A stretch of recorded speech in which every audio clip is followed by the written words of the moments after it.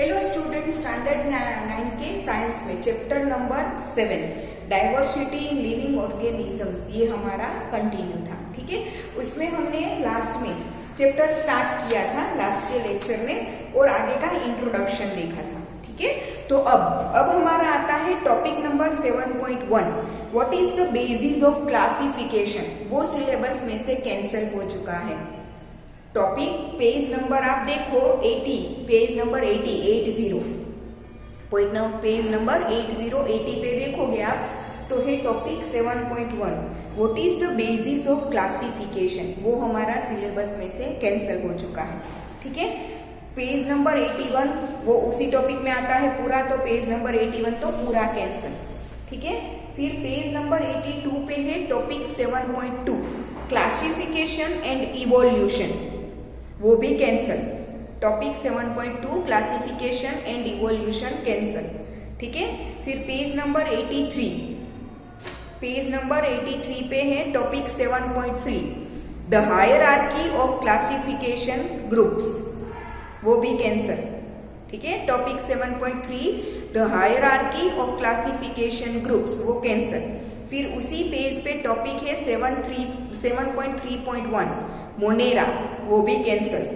ठीक है, फिर नीचे है टॉपिक 7.3.2 प्रोटिस्टा, वो भी कैंसल। ठीक है, फिर पेज नंबर 84 टॉपिक 7.3.3 फंगाई, वो भी कैंसल। ठीक है, फिर टॉपिक 7.3.4 प्लांटे, वो भी कैंसल। फिर टॉपिक 7.3.5 एनिमिलिया, वो भी कैंसल हो गया।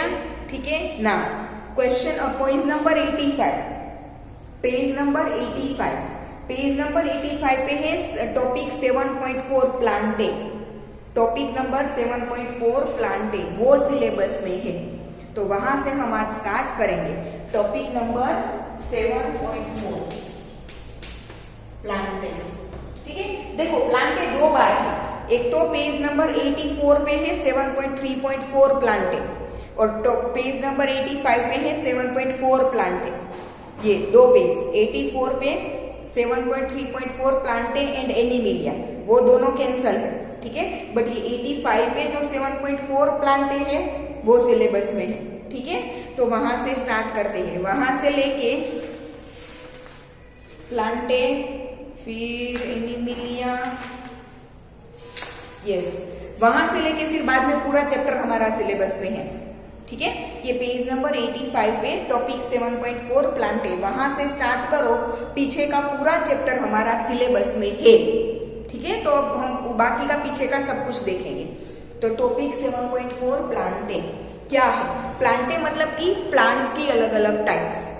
प्लांटे मतलब क्या होता है, अलग अलग टाइप के जो हम प्लांट्स देखते हैं वो सारा हम इसमें प्लांटे में देखेंगे। ठीक है ना, the first level of classification among plants depends on whether the plant body has well differentiated distinct components। Plant किस पे पहला तो क्या आएगा, डिवाइड होगा कि प्लांट में है हर एक कंपोनेंट अलग अलग दिखता है, जैसे कि उसके रूट अलग, स्टेम अलग, ब्रांचेस अलग, लीव्स अलग, ऐसा हर एक पार्ट हर एक कंपोनेंट डिफरेंशिएट अलग अलग होता है। पहला हमारा उस पे डिपेंड करता है।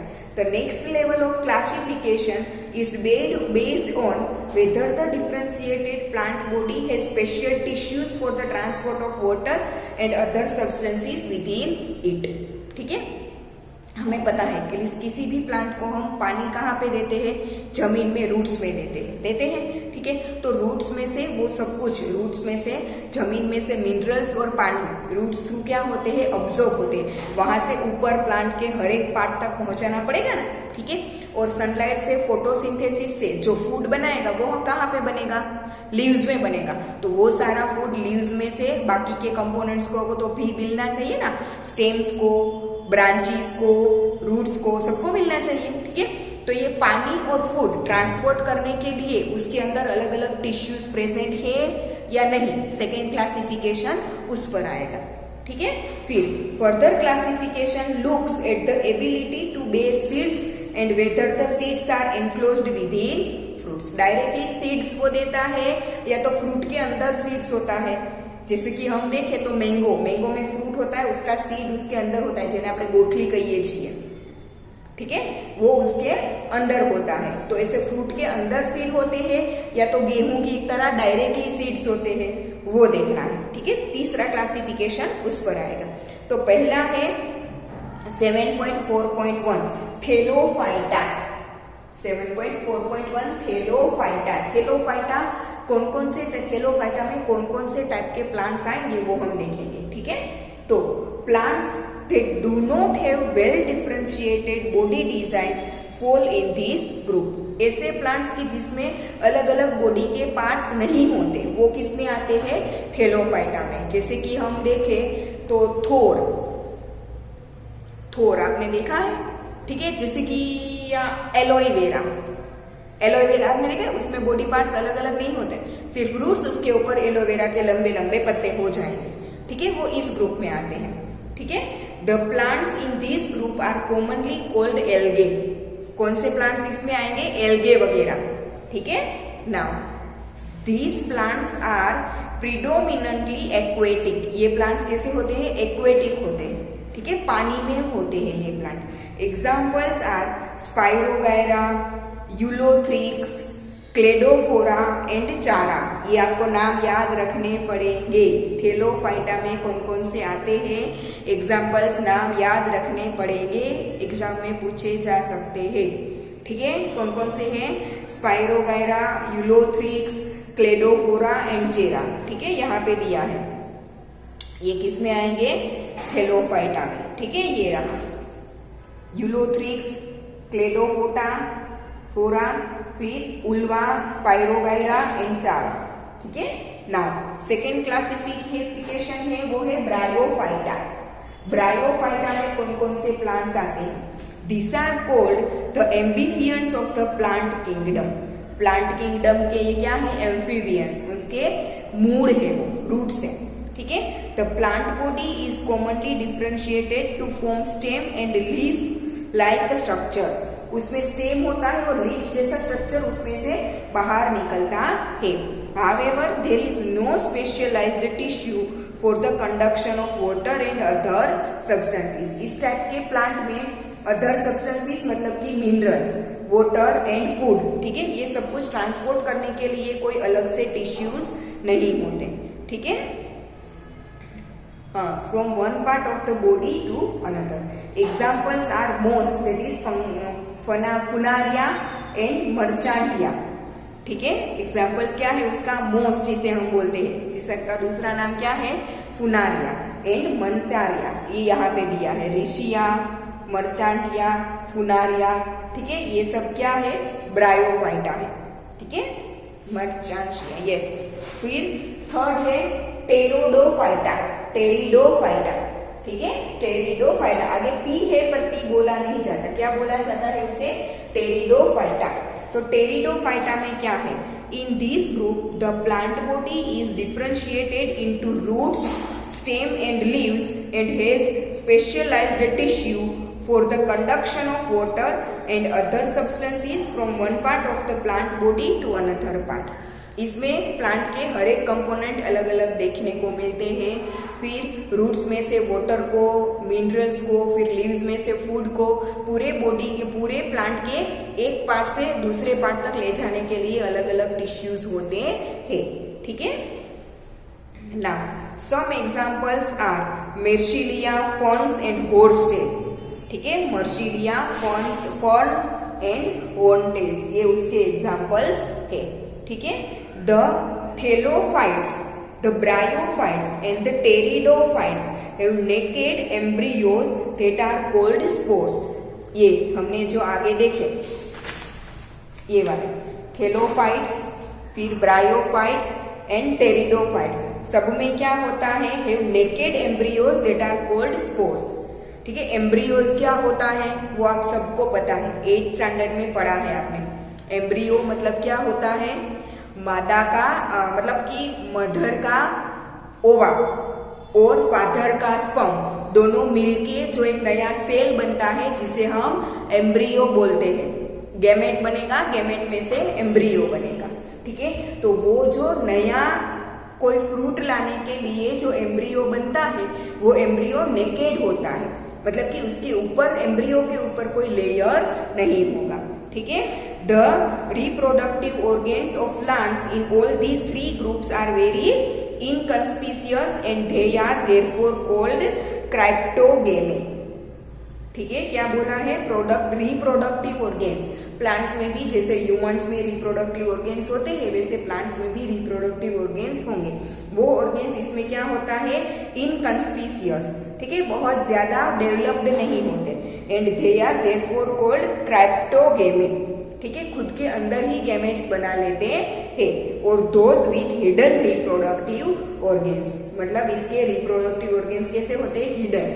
ठीक है, बाहर जैसे फ्लावर्स में बाहर दिखते हैं वैसे यहाँ पे बाहर नहीं दिखेंगे। ठीक है, on the other hand plants with well differentiated reproductive tissues that ultimately make seeds are called phanerogams. ठीक है, कि जिसमें रिप्रोडक्टिव ऑर्गेन्स है वो एकदम बाहर दिखेंगे और जो गैमेट्स बनाते हैं उसे क्या बोलेंगे, फेनेरोगेम्स। ठीक है, phanerogams. Seeds are the result of the reproductive process, और ऐसे प्लांट्स में हमें सीड्स मिलेंगे, और रिप्रोडक्टिव प्रोसेस का हमें लास्ट में क्या मिलेगा, उसका सीड मिलेगा। ठीक है, सीड्स मिलेंगे हमें। They consist of the embryo along with stored food. ठीक है, वो सीड्स के अंदर एम्ब्रियो भी होगा और उसके अंदर स्टोर्ड फूड भी होगा, विच serves for the initial growth of the embryo during germination. ठीक है, जिसकी वजह से जर्मिनेशन के ड्यूरिंग एम्ब्रियो को क्या मिलेगा, ग्रोथ मिलेगा।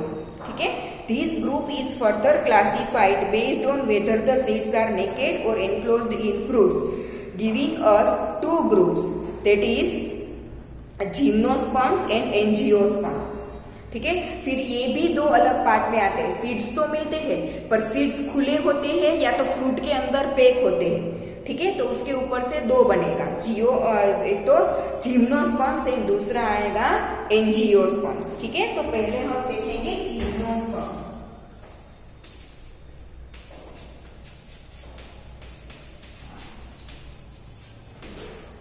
ठीक है, gymnosperms, this term is made from two Greek words. Gymno means naked and sperma means seeds. Naked seeds. ठीक है, gymno means naked and sperma means seeds. ठीक है, तो इसके ऊपर से इसे बोलेंगे naked seeds और we can say gymnosperms. ठीक है, the plant of this group bear naked seeds and are usually perennial, evergreen and woody. इसके जो सीड्स होते हैं वो नेकेड होते हैं, जैसे कि मकाई आप देखते हो ना। ठीक है, मकाई आप देखते हो, उसके सीड्स, जैसे हम मकाई के दाने खाते हैं वही उसके सीड्स है, वो नेकेड होते हैं ना। ठीक है, वो फ्रूट्स के अंदर नहीं होते। ठीक है, तो वो क्या है, ये है जिम्नोस्पर्म्स। ठीक है, and they are evergreen and woody. ठीक है, now examples are pines and deodar. Pines and deodar, वो उसके क्या है, एग्जाम्पल्स है। Now angiosperms.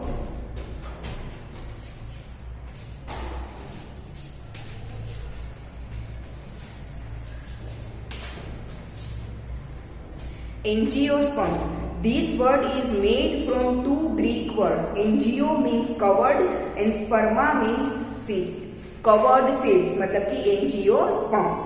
ठीक है, the seeds develop inside on an organ which is modified to become a fruit. इसके सीड्स क्या होते हैं, ऑर्गेन के अंदर होते हैं, बड़ा होते होते वो क्या बन जाता है, ऑर्गेन है वो फ्रूट बन जाता है।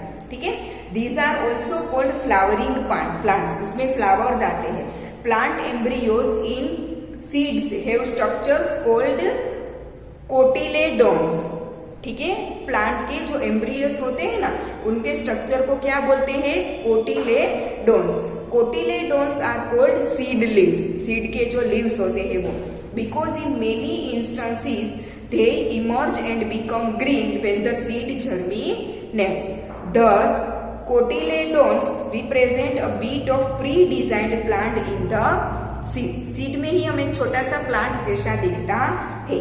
The angiosperms are divided into two groups on the basis of the number of cotyledons present in the seed. Plants with seeds having a single cotyledon are called monocotyledons और monocots, ठीक है। And plants with seeds having 2 cotyledons are called dicots, ठीक है। एक cotyledon होगा तो monocot और 2 होगा तो डाइकोट, ठीक है। जैसे कि गेहूं का है वो डाइकोट है, गेहूं का दाना क्या होता है, डाइकोट। फिर पीनट मूंगफली का दाना वो भी डाइकोट है, ठीक है। फिर जो बाजरी होती है ना वो मोनोकोट है, ठीक है, जिसके 2 पार्ट्स नहीं बन सकते। गेहूं का आपने दाना देखा, बीच में किसी एक लाइन होती है, वहां से आप तोड़ के आधा कर सकते हो, तो वो डाइकोट है। फिर वैसे ही क्या होता है, मूंगफली का दाना 2 पार्ट्स में होता है तो वो भी डाइकोट है। बाजरी ऐसे नहीं होती, देखना बाजरी है, जुआर है, वो सारे क्या होंगे, मोनोकोट होंगे, ठीक है। फिर कॉर्न मकाई वो भी मोनोकोट है, ठीक है ना। मोनोकोट्स पेपियो यहाँ में दिया है आपको, पेफियो पेडियम पेडिलम एंड डाइकोट्स में दिया है एपोमिया, ठीक है।